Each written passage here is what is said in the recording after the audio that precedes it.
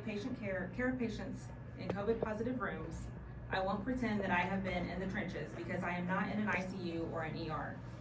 However, I have plenty of peers and people that I call friends who have been and currently are in the metaphorical trenches, and today I'm speaking for all of us. I have been in healthcare for 17 years, at my current hospital for 14 of those. I and many of my peers are being backed into a corner of getting a vaccine that we don't want, or potentially giving up a job that we have dedicated ourselves to. For the last year and a half, we have shown up to work knowing that we were going to be short-staffed and knowing that we were going to be exposing ourselves to all the germs that we come into contact with on a daily basis in a hospital setting. We did this while having to reuse our PPE in ways that would never be recommended, nor have those ways been tested to assure that they still function in a manner that actually protects us. We have been asked to take on new roles to help ease the burden of floors that we don't normally work on. We have been texted and called on our days off to come in and help, and we have been told to come to work even when other members of our household had COVID. For the last 18 months, we were not only good enough, we were told that we were heroes by the yard signs that administration had placed on the hospital campus. But on November 13th, that title expires. We will be voluntarily terminated because we are choosing to exercise our bodily autonomy, whether it be based on religious freedom, medical concern, or our own educated decision. Someone that has never met us, does not know how we live our lives on a daily basis, does not know our personal beliefs or our medical history, is getting to look at a form that we fill out and decide whether or not our beliefs are sincerely held or if our reason for exemption is good enough for them. The use of fetal cells has already been deemed not a justified answer because they believe that no cells are directly in the vaccines. This same form requires that you justify why you have had vaccines in the past if you do not want this one, and that you check a box to consent to being voluntarily terminated if your exemption is denied and you do not complete the vaccine series before the expiration date. We are being made to choose to lose our livelihood that we have worked so hard to obtain, or get a vaccine that was rushed through trials to receive FDA approval many months earlier than it should have been, even though it was already available to anyone who wanted it. I think that it is understandable that people might still be hesitant to take it when there are a number of drugs that went through the appropriate years of trials before being approved and were still pulled off the market after finding extremely serious side effects, sometimes decades later. Every human is different and reacts differently to their environment, foods, and medications.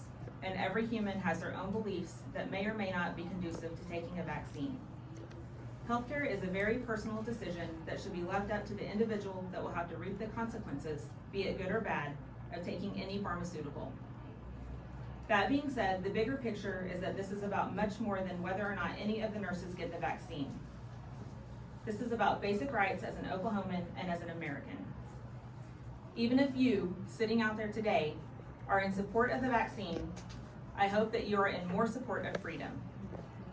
Freedom to have full informed consent, including known side effects and risks after a proper study is done. Freedom to be able to decline a pharmaceutical that is designed to change the way that your body functions and also has the ability to affect every single person differently. And the freedom to decline it without having to worry about losing the career that you have dedicated yourself to, that allows you to be a contributing, tax-paying citizen, that allows you to provide for your family, and that allows you to take care of the people in your community. The healthcare system that is already drowning is going to push hundreds of nurses and housekeepers, food service employees, nurse aides, respiratory therapists, and many other pieces of the puzzle that it takes to keep the hospital functioning out their door because we are declining a vaccine for an illness with a 99% survival rate. New nurses with years of potential ahead of them, nurses with decades of experience, and all of the nurses in between. If the healthcare system is strained now, it is impossible to imagine the negative effects this policy will have on our communities. An unvaccinated nurse who wants nothing more than to continue to show up to work and take care of their patients is better than no nurse at all. Thank you. Can you spell your first name, please? Tricia, Tricia. Thank you. Thank you, Tricia. And now I'd like to introduce you to a non-healthcare worker that is also getting a mandate. His name is Sean. Sean, please come. My name is Sean, and I'd like to share the impact of COVID has had and is having on me. My father received both Pfizer injections on December 20th and January 2021 timeframe. He was taken to the hospital on July 21st due to an inability to breathe. He was placed in ICU and tested positive for COVID. My mother received both Pfizer injections in the February-March 2021 timeframe. She went to the hospital July 24th with symptoms including extreme fatigue. She also tested positive for COVID. I picked her up from the hospital on August 6th. Shortly after arriving at my parents' home, I received a phone call from the hospital that my father had passed away after 9 days of suffering in ICU. The injections did not prevent my father from getting COVID. The injections did not prevent my father from spreading COVID. The injections did not prevent my father from dying from COVID. My injected mother contracted and was impacted with the virus to the degree that she required hospitalization. That is my DNA pool. The mRNA treatment failed. Now, the large company I work for is mandating that all management positions will be injected with these pharmaceuticals. I work in IT. I work for a company that is not in healthcare. I have been a remote worker since 2016. They do have medical or faith-based exemptions. I've applied for each, but no status on acceptance yet. When an exemption is accepted, then it moves to the accommodation phase, which may or may not be possible if it places an undue burden on the worker. Since here I am, I have a father to marry, I am my mother's caregiver, and I have the undue burden of an employer making life-changing medical decisions for me. The messaging to me is clear. We don't want your kind here. My DNA is unique. You might say, I'm diverse. I feel like the company I work for does not want to include me. In further research, I went to the homepage of my term life insurance carrier. There was absolutely nothing regarding COVID and the emergency use authorization treatments. So I called. I spoke with Patty. Patty said, not to worry. They will pay if I were to die from COVID or an injury from the EUA treatments. I said, great. Can you send me that in writing? We're not putting that in writing. You'll have to research your policies.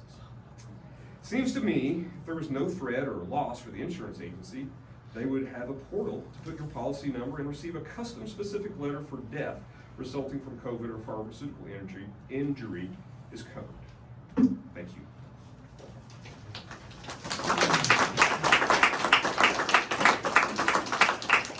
Okay, lastly, I am sharing a story of a registered nurse who did not want to be on camera today, so I am stepping in her place at risk of her losing her job. And she says, I was mandated to get the Pfizer shot, and on the first dose, 10 minutes after I got it, my vision went blurry and I almost passed out. I woke up on the next day seeing double and with very blurry vision. It's almost been 2 months and it's still coming and going.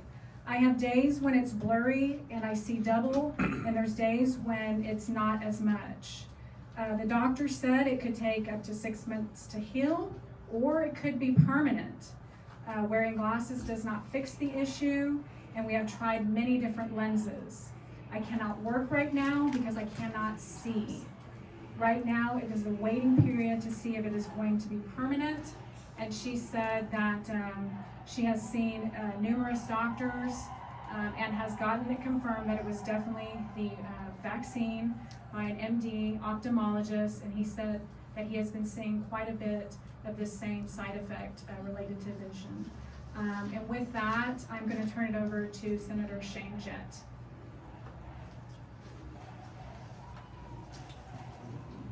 My name is Shane Jett. I represent Senate District 17 in Shawnee, Oklahoma, and I'll be relating stories from constituents as well as traveling nurses from Oklahoma that have been in COVID wards in New York, in South Dakota, and other areas. I also have family members who are in healthcare that I gather information from. First, I'd like to talk a little bit about the fiduciary responsibility of elected officials. We represent people. People who feel like they're not being heard, call their state senator. People who feel like they're being coerced, call their state senator.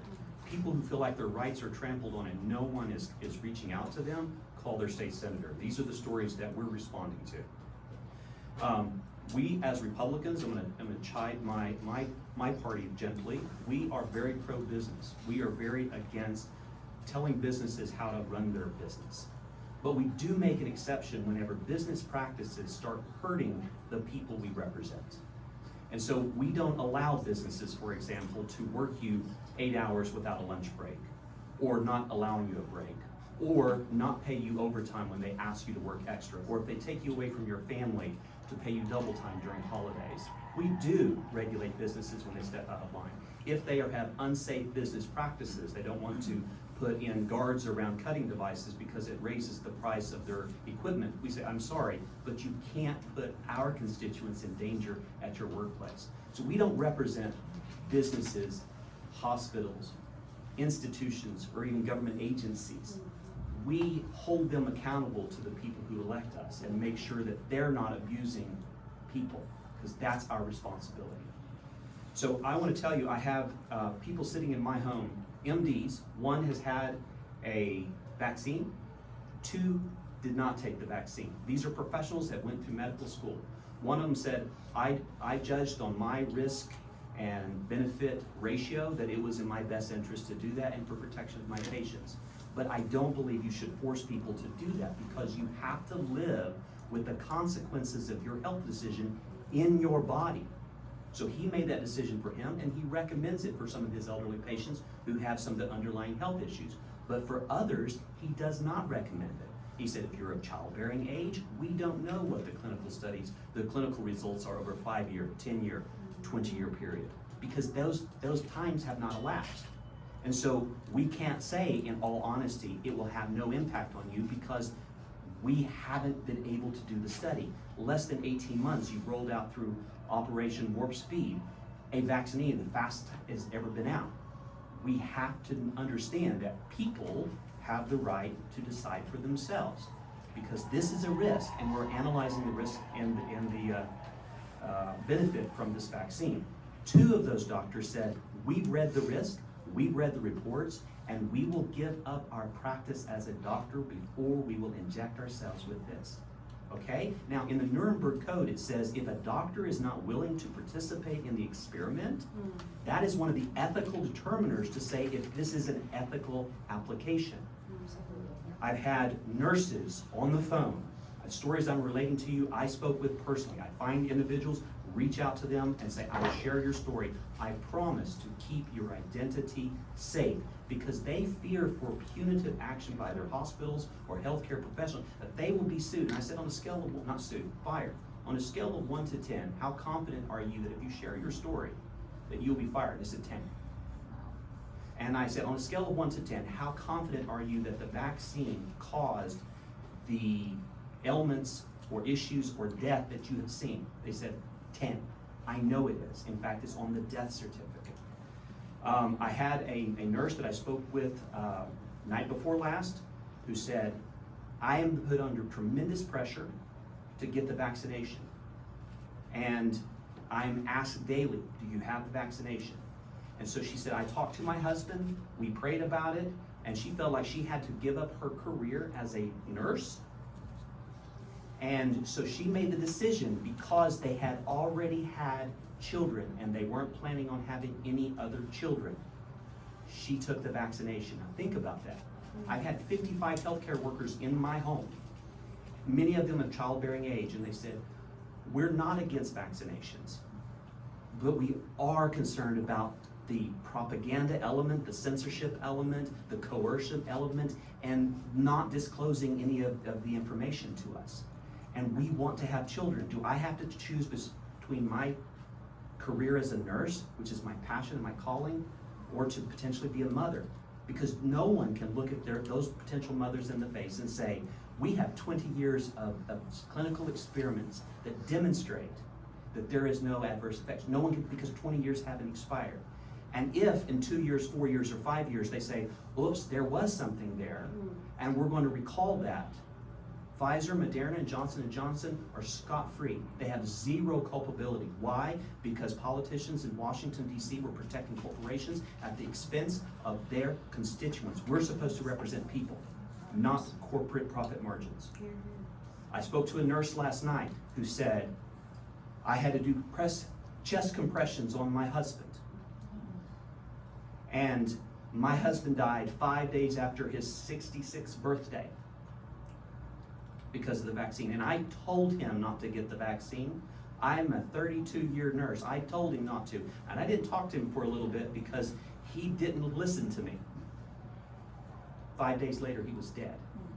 And at her hospital, with the recent loss of her husband, one of the vaccinated workers said, you're exposing me to death if you don't get vaccinated. Callous disregard for her situation. And she says, and the vaccinated nurse got COVID after she had been vaccinated. This nurse had never had COVID. Or she said, if I have it, I never got sick enough to know. She said, I've never got vaccinated. And so they said, the vaccine is safe, and you should stop putting us at risk. And she said, and I'm gonna read directly what she said, I wrote it down, I said, when you do CPR and chest compressions on your husband after he takes the vaccination, you tell me how safe that vaccination is. On his death certificate, cause of death, the vaccination. His cousin also died after getting the vaccination. And whenever she asked if that was on his death certificate, they tried to not put it on his death certificate. And they said, well, after your husband died, a lot of people don't want to take the vaccination. You reckon? So let's get down to what this is really about. Freedom to choose what is in the best interest of your health, period. Because it really comes down to this. We as a country have already said corporations can't own people. We've already said in sexual harassment context, you cannot be sexually harassed or allow your boss to put something inside you without your consent as a condition of employment. We've made that very clear. You can't own people, and you can't put things inside people that they don't want, especially as a condition of employment. And you can't say, hey, I want to put this in your body, and you can never take it out. And if it gets recalled, it's still there. And if it has any bad effects, you're left with that. And that's the very essence of it.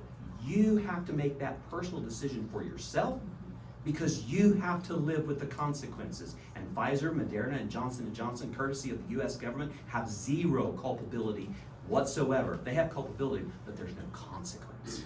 And what we're asking for is transparency and accountability. At the end of the day, we believe in freedom over corporate profits. We believe that you have the right. You are sovereign over your body. Ask yourself the question, is there any point in your life that someone has the right to put something inside your body that you don't want? Because the precedent that's been set today is coming for you. Don't think, I'm a nurse, so they're not coming for me. I'm not a healthcare professional, so they're not coming for me. This is the first line of defense. And if they establish this precedence of forcing nurses, practitioners, and doctors to roll up their sleeve and do what they're told or lose their job and have punitive economic sanctions against them, you're next. Thank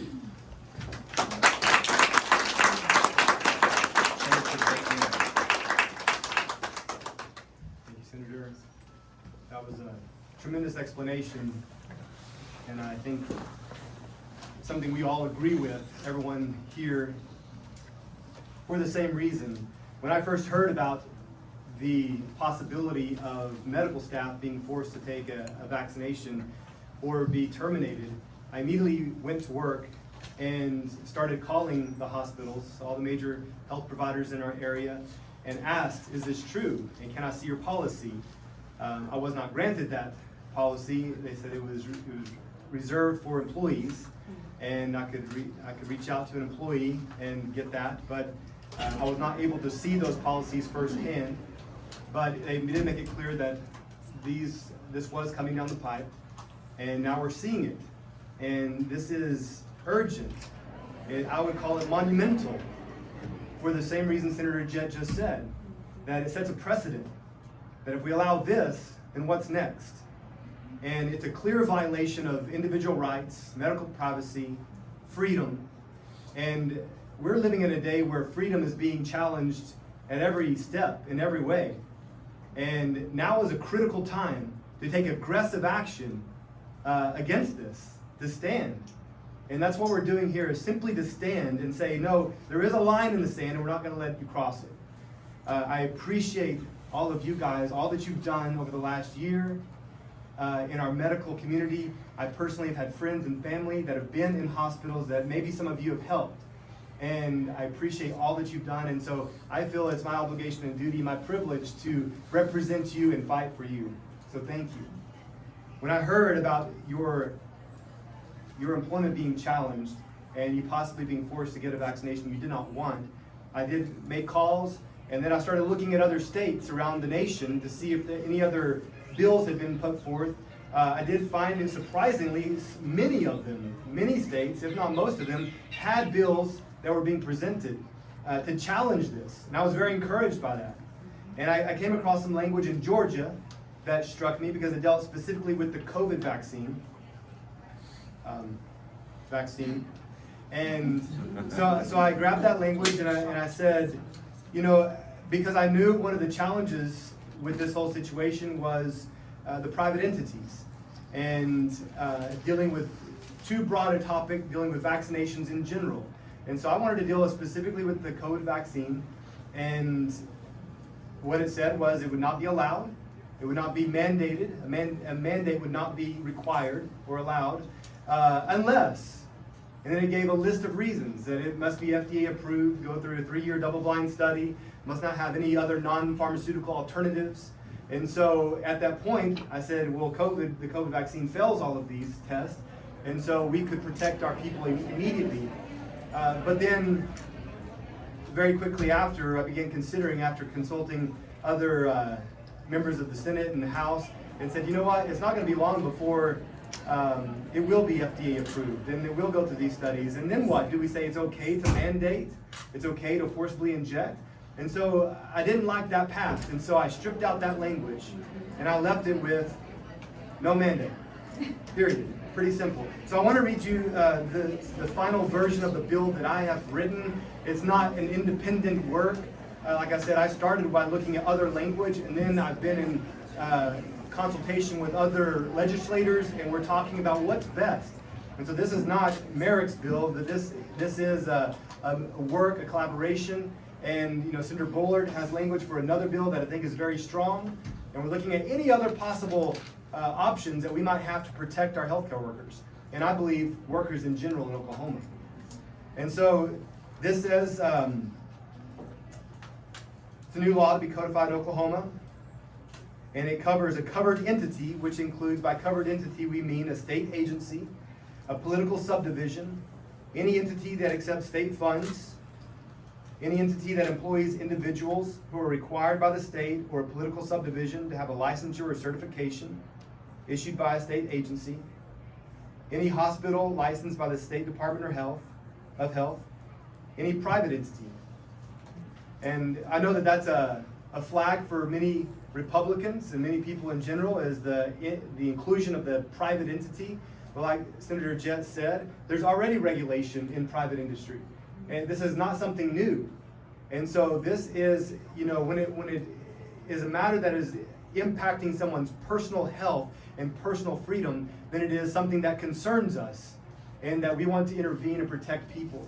So that's why I felt it necessary to include private entity.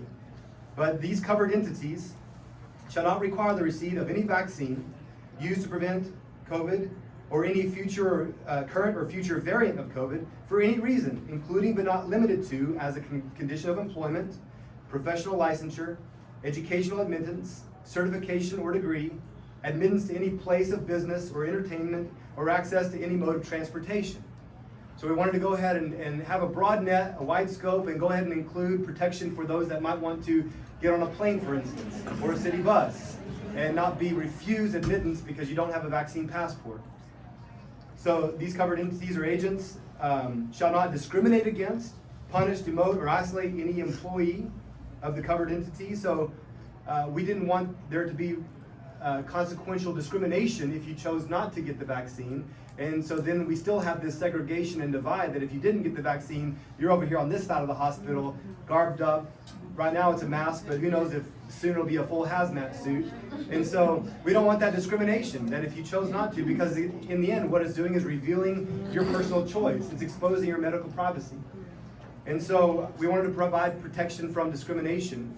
And then a covered entity or agent shall not be liable. So at the same time, we wanted to cover and protect employees. And I think that was a good addition to this bill. So we're not trying to undermine employees or hurt them in any way. We want to protect employees and employers. And so in this bill, that's what we work to do. They'll not be liable in a civil action claiming any injury from exposure or potential exposure of any current or future variant of COVID. And this would go into immediate effect if passed. And so I believe this is a strong bill. Like I said, it's not the only one. There's other language out there. This is not officially filed. The way it works is that once a special session is called, then we can file a bill regarding that special session. So I'm waiting to file this. It doesn't have an official number you can look up. But if you are interested in seeing this, I'm happy to send this to you to look at. You can email me at jake.merrick@oksenate.gov.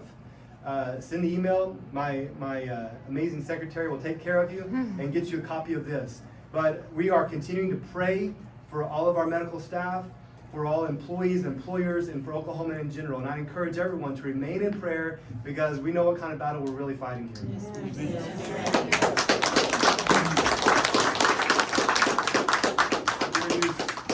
Mr. McDougall, Representative McDougall, thank you. I'm Representative Kevin McDougall of House District 12, Wagner County, Broken Arrow. And I'm a Marine combat veteran who fought for the freedoms of this country. The most basic freedom that we have is personal choice. Personal choice to decide to do what we want to do. I didn't fight for the corporations. I didn't fight for the government. I fought for the individual people. And I was willing to give my life for those freedoms. And I'm still willing today to give my life for those freedoms. They're essential to a free government, and that's where we are today. And I'll tell you this, Oklahoma, I'm like you. I hear scientists that say the vaccine's the best thing in the world for you. I hear another scientist that say the vaccine's the worst thing in the world for you. I hear a doctor that says you have to have the vaccine or you'll die. I hear other doctors that say if you get the vaccine, you'll die. I don't know what to believe. And so when we're at that place in our country that we don't know as individuals what to believe, we go back to the basic foundation of our country, the Constitution of the United States, who gives us the freedom to choose as individuals. And that's what we're going to do. We're going to continue to do that. I'm looking for the hospital in Tulsa. I'm looking for the hospital in Oklahoma City, for the rural hospital that will stand and say, we are not going to mandate vaccines. And if you do that, I can tell you, you're going to have every freedom-loving nurse and doctor knocking on your door, willing to come to work. You say you need nurses, you need doctors, well, there's a fix right there. Give me an airline that will say we won't mandate masks and we won't mandate vaccines, and I guarantee you the freedom lovers of America will fill every seat on every aircraft. We need to stand together. We have got to stand for freedom, folks. I'm telling you, it's essential. And the government says, but what about the other people that you're going to possibly make sick? What about those? You need to get the vaccine so that you can keep them well. Folks, it goes back to freedom. Period. Freedom of choice. I implore you, employers, stand up. Many of them are standing up and saying we're mandating vaccines. Where are those employers that will stand up and say we're not? My company will not. My company will not. I believe in the folks that I employ too much, and I believe in their freedoms is too valuable. I've seen death on the battlefield. I see the price of freedom. And all I'm asking is, let's continue to stand free. Amen. All right. Folks, Senator Nathan Dunn.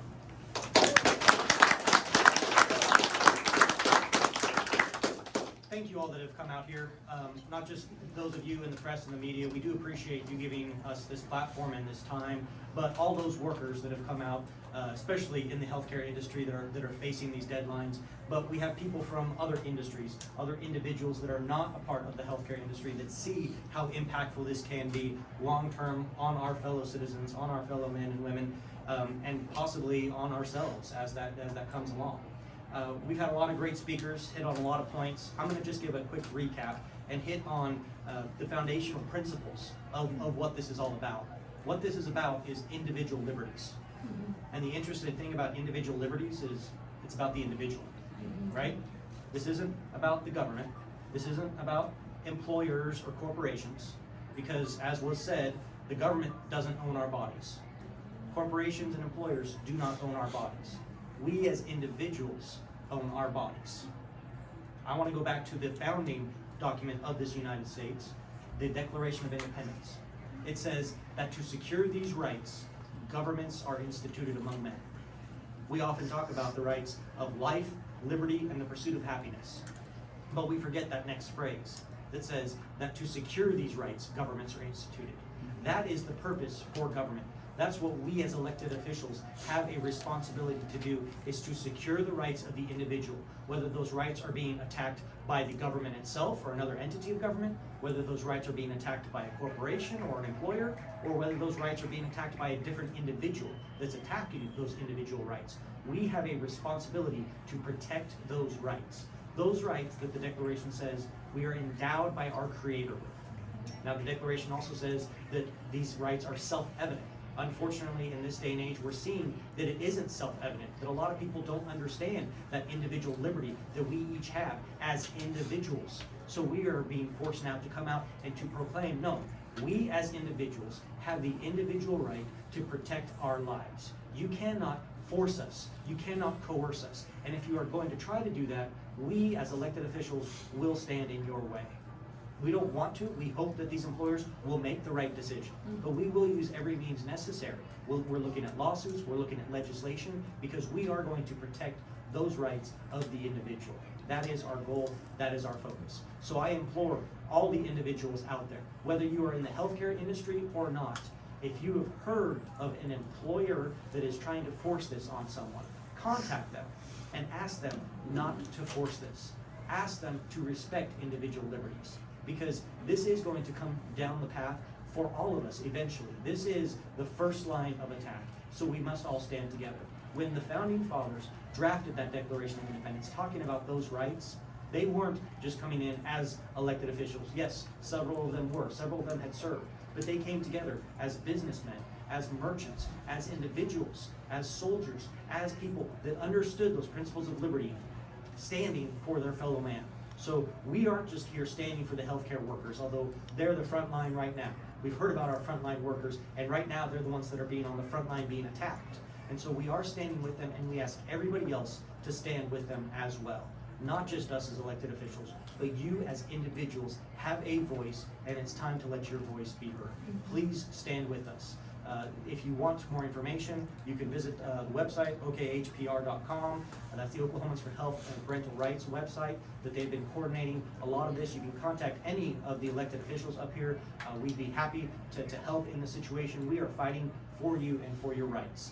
With that, we're going to end the press conference. We will open it up for questions for those in the media. If you have questions, the one thing we do ask is if it is for a specific legislator, please ask first for that legislator so they can directly answer it. And then if you have any specific questions on any of these employer things or anything for OKHPR, Liza will be able to answer those questions. So with that, we'll open it up for questions. If anyone in the media has any questions. I guess, where do you all stand on a possible special session? I know that Sean Roberts was gathering signatures. What's the likelihood of this special session happening? Bowler, do you want to answer that? Sure. What I will say is that I am supportive of a special session. I am supportive of any opportunity to do that as quickly as possible to address the situation. So for myself, yes, I am supportive of having a special session here soon, but I know there have been talks with leadership about that possibility, but I don't know of any solid confirmation on that one way or the other. But Senator Bowler can answer that as well. Yeah, thank you. That's an excellent question, because that's how we get it done legislatively. is through a special session. We are in those discussions, and that's one of the things I've appreciated with leadership, is that they are open to that discussion and that debate when we get there to that point. So, but we're still working on whether or not we can get that special session, how that would look, when that would happen. So, but that is part of the opening and ongoing conversation right now. Any other questions? I guess I'll go again if nobody else has Yes, one. ma'am. Governor Kevin Stitt says he is not, really gonna do anything, not gonna take any action to stop private businesses from, requiring their employees to get vaccinated. I mean, do you think that, well, considering that's one route to get to a special session, to get the governor to call it, I mean, do you think that any action you might try to take may be halted by the governor? No, I don't believe so, no. I think that's part of the open discussion that we're having right now is what does that compromise and that negotiation look like as to what we would do within a special session. Once we have that agreement, then the rest takes care of itself. But no, I don't believe that halts that. Is there any plan? We already have one potential, I mean, they're investigating the Department of Education. So are you worried anything about a lawsuit or any kind if you try to regulate private businesses like this? And I know I'm taking it, but I'll answer that.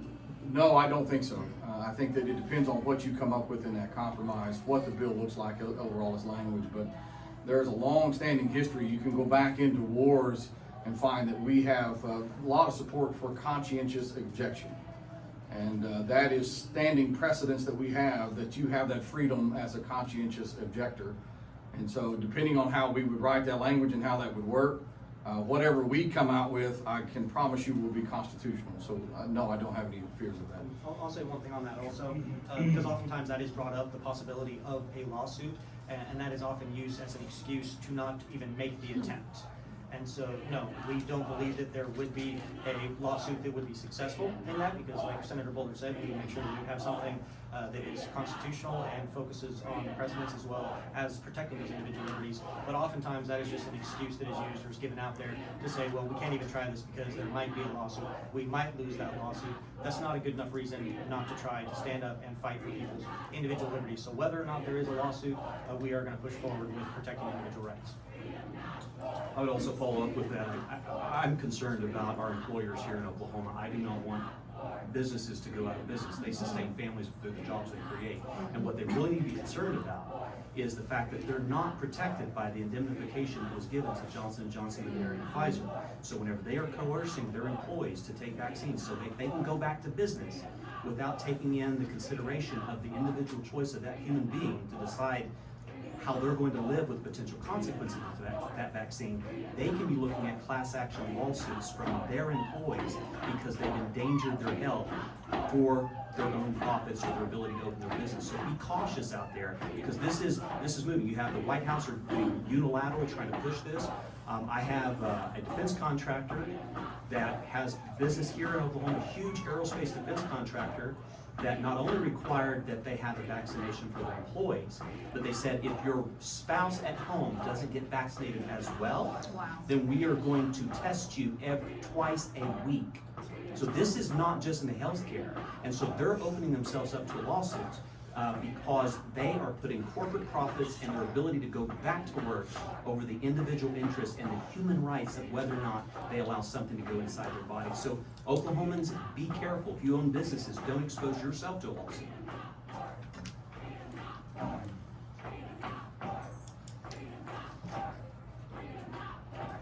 Further questions? Well, ladies and gentlemen, thank you. You can hear the crowd outside. People are watching and they're paying attention. I'll close with this. Benjamin Franklin once said that they who would sacrifice essential freedom for temporary security deserve neither and will lose both. Yeah. I think that's very telling of our times, and so we have to approach this carefully with balance. All options are on the table, all voices are on the table, and so we want to congratulate those who are willing to stand, and we urge those to speak out that are around us. So thank you very much for your time. Y'all have a blessed day. We're gonna get pictures real quick. thank you very much for letting us know that Governor Stitt is not behind us. I really appreciate that. She's a reporter. Yeah. Yeah. What happens to the patients after the deadline?